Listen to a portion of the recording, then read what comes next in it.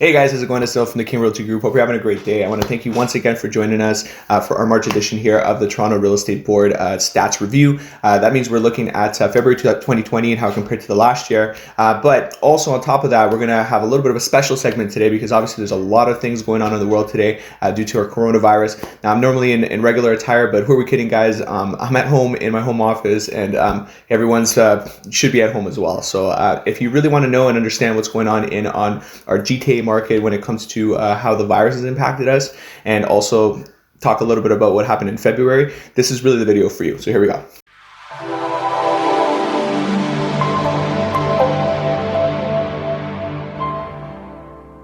Once again, guys, thank you so much for joining us here. What we're going to do is start off just exactly how we do. We're going to take a look at our numbers and our average price points of February 2020 compared to last year. We're going to take a look at months of inventory, and we're going to take a look at the highlights. And there's quite a bit of highlights going forward in March and what we're expecting in the months to come. So first and foremost, let's take a look at the stats. We're going to put that up right over here. You see that in February 2020, we had our average GTA price of $910,290. That's actually up 16.7% compared to February of 2019.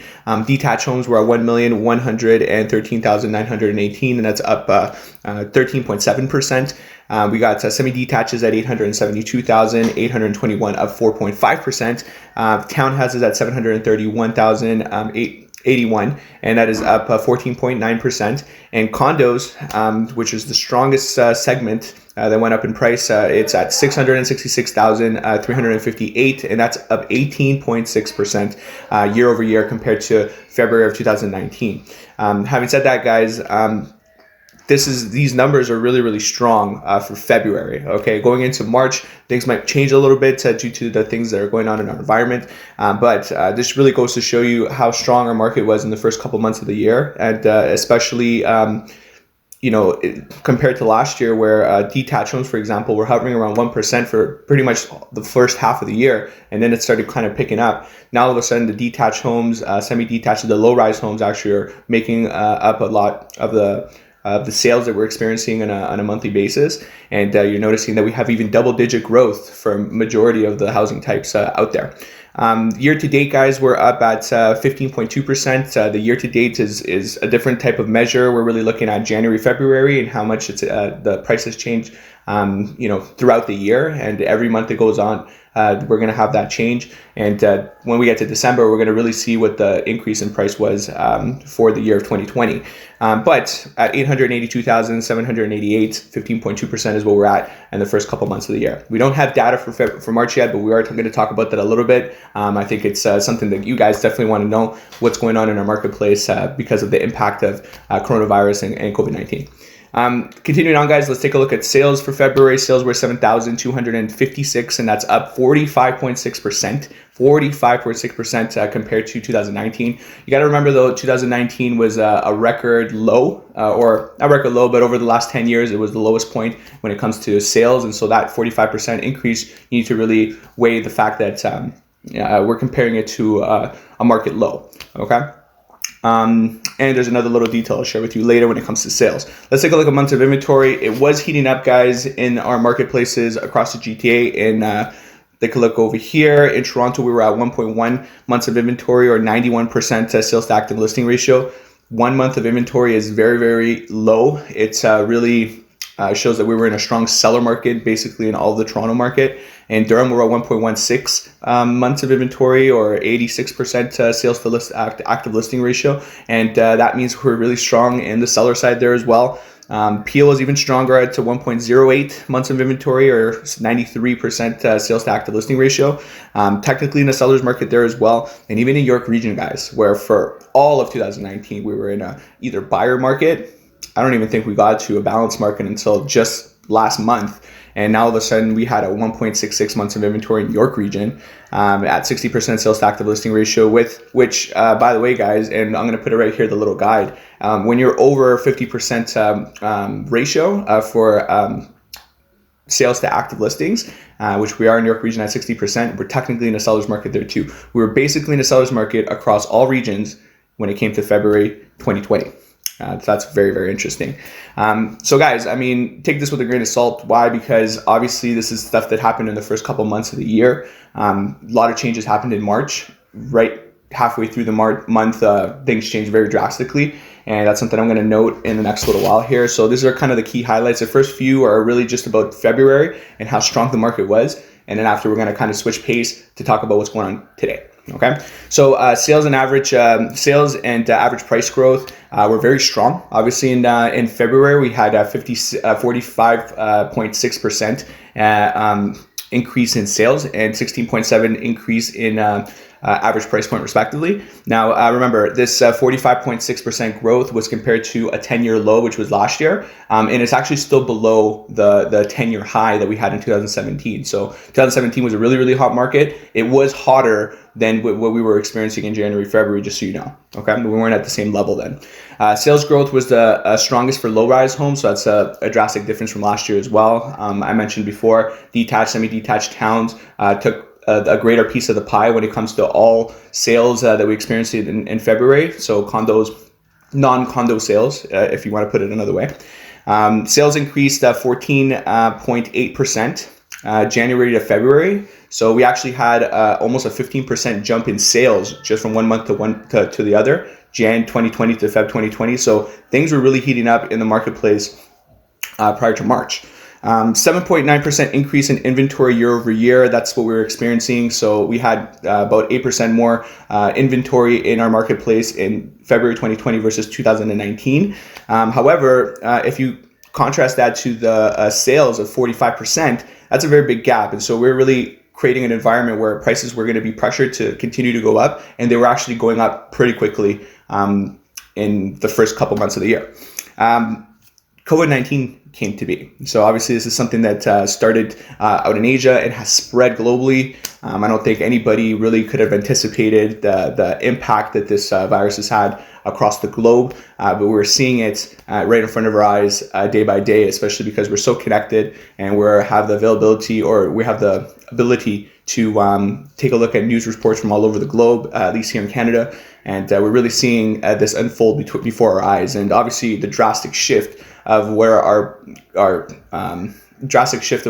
government position was like a month ago, where we were low risk, to now, essential businesses or non-essential businesses being shut down, and the recommendation to just stay home. So things changed drastically. And let me really describe to you how it impacted our market here.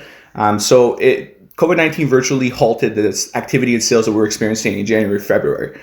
So that's very apparent because look, recently we actually changed our scheduling system to a system called Broker Bay. They have their own tracking system, and they basically are, almost half of the agents that work in the GTA are actually on the system as well. So it's very, very accurate in terms of giving you a depiction of what's going on. Showing activity, which means when a buyer actually goes to see homes, dropped by 58.6%. I'm going to put a chart here so you can see, or maybe I'll do a full screen. It dropped by 58.6% from the second week of March to the third week of March. So 1 week, week over week, dropped by like 50%, over 50%, 60% almost. And not just that, the system is also tracking offer registrations, because there was a lot of bidding wars going on basically across the GTA. Bidding war registration or offer registrations dropped 49.6% in that same period of time. So from the second week of March to the third week of March, sales activity and or showing activity and offer registrations almost got cut in half.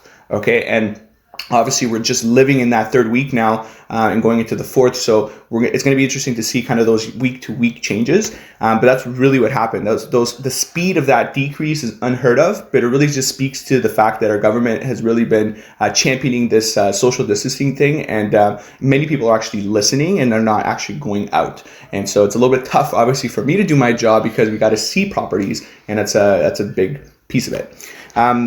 Having said that, guys, I want to make sure that you understand something when we look at real estate markets. A lot of people are telling me or calling me, should I sell right now? Is our market going to tank? Are our prices going to drop to all-time lows, for example? Now, I wouldn't say that we should look at it from that lens. I think we're comparing it to a stock market, because real estate actually moves, the market moves quite a bit slower than many other markets. It's not like the stock market that is an instant change. You see, obviously, there's been big drops over the last couple months, and even big increases over the last few days. Okay, and that's going to fluctuate very, very quickly. But real estate is not like that. I mean, we don't even really have the March numbers yet to kind of report on what happened in March for the most part.